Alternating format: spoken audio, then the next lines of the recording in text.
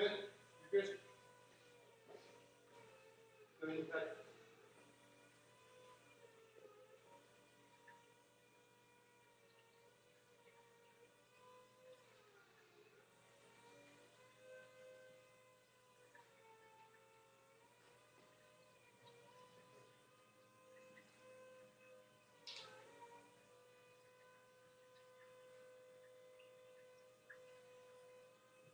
That's probably good right there. Yeah. So, we just took Lincvolt on a little trip here.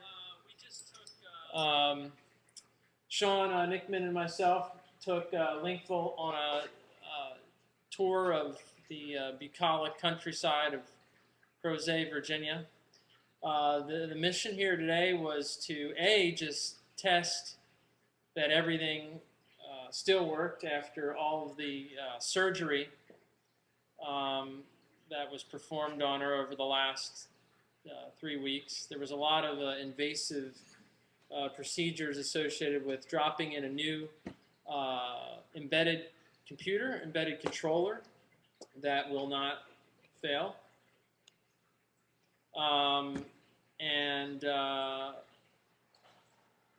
And it's a real-time computer system. It's basically now in charge of the car's thought processes and sensing and actuation, sort of more fully integrated.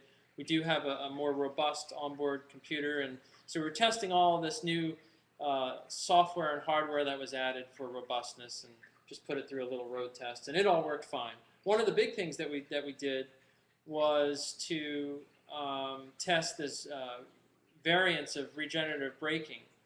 And the way it now works is that there's a little potentiometer on the brake pedal, which tells us where the brake position is. And we also have 3 different settings on the shifter column that tell us if we're in drive 2, drive 1, L, and those affect the level of the maximum level of braking.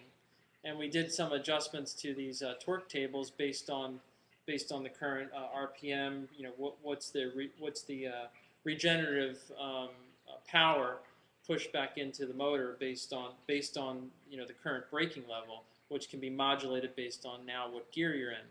And it all worked.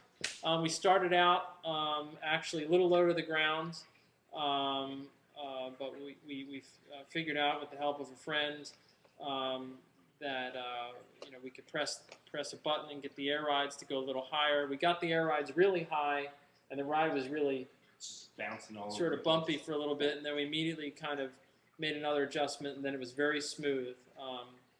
And then once we got the car sort of stable, we took a ride 25 up to about 50 miles an hour down some hilly country roads out here, and that's probably when we lost contact with you all.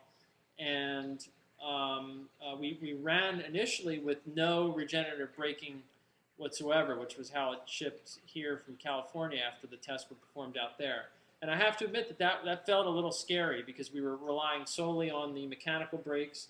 I think we thought we could probably smell a little bit of the mechanical brakes on occasion, but we were kind of getting it up to speed and trying to get a sense for how fast the car could stop maybe on a hill. It would stop the car, but it didn't feel right. It didn't feel comfortable. But that's maybe because we're high-strung engineers, so that may have something to do with it. And but anyway, we got it down into the heart of Crozet.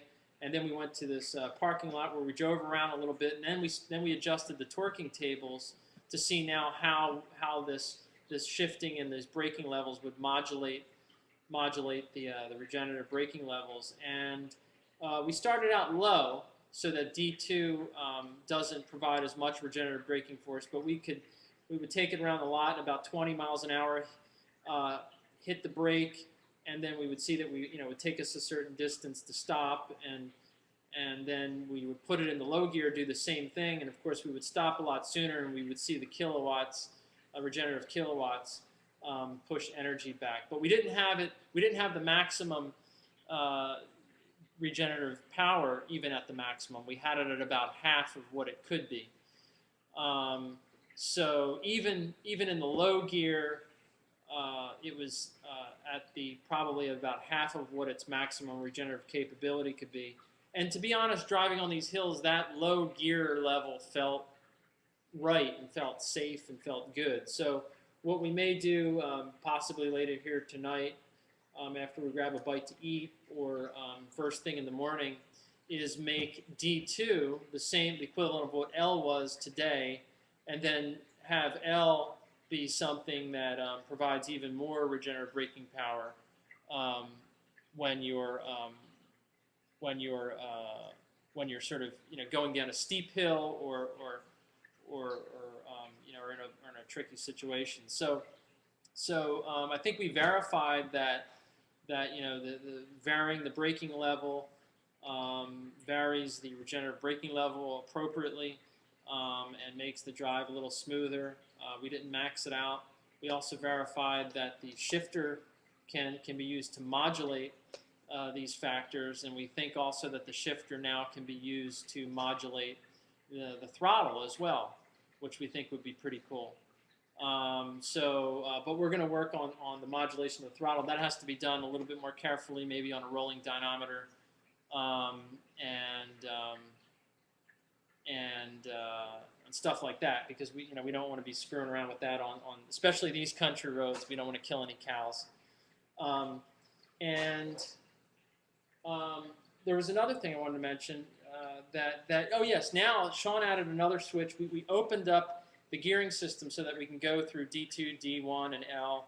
It was previously limited at D2, and where we reverse engineered some sort of mystery switch from a Saturn car. Mm-hmm. Sean monkeyed around with that, and so now between that and this other switch that Sean added on the steering column, we can now know exactly what gear state we're in. Are we in park, reverse, neutral, D2, D1, or L? We can now feed that back into the lid computer, with the lid being the Lincvolt Intelligent Dashboard computer system. We can feed that back in and know exactly what gear we're in. And then what we're thinking is sort of an enhancement, actually, instead of through these 3 different regulators that we have now for these 3 set levels of voltages for adjusting the regenerative braking level, to just do that through some onboard analog output equipment that we have already on board.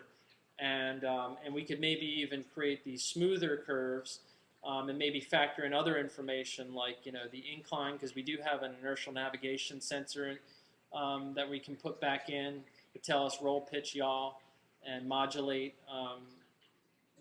some of this information based on that, or modulate the regenerative braking level and the throttling level, motoring level based on that, and also, of course, based on what gear we're in, and maybe some other information too, like your current acceleration and deceleration. So the whole key here was to get the infrastructure in place to have a very reliable, robust onboard control system. We brought it from sort of version A or version 1 to version 2. Version 2 is much more robust, reliable. We now feel comfortable adding in all these sort of control functions.